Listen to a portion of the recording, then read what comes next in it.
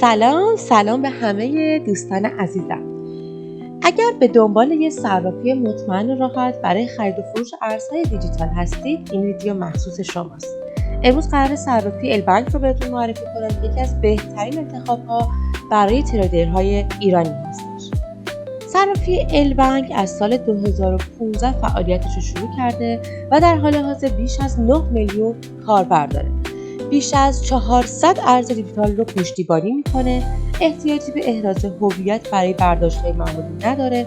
کارمزدش خیلی پایینه، فقط 0.1% هستش و اپلیکیشن خیلی راحتی برای استفاده روزانه رو داره که پشتیبانی 24 ساعته برای کاربرای ایرانی هم داره، در واقع به زبان فارسی پشتیبانی میکنه.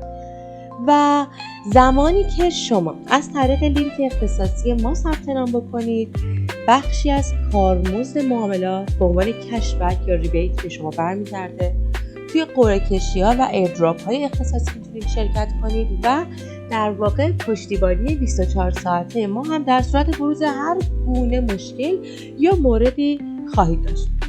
روی لینکی که این پایین گذاشتم کلیک کنید، به راحتی ایمیل و رمز عبورت رو وارد کن، یک کد تایید برات میاد، کد تایید رو بزن و وارد حسابت شو.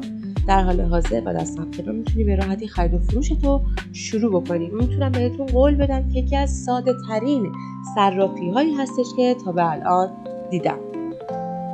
اگر به دنبال یک صرافی امن و راحت هستی که احتیاجی هم به احراز هویت نداشته باشه و درگیر احراز هویتش نشی، حتما پیشنهاد من به شما البانک هستش. لینک ثبت نام با هدیه در کپشن این ویدیو هستش. اگر هم سوالی داشتی برام بنویس که به سرعت بهتون پاسخ بدم. ممنونم که ویدیو رو تماشا کردید.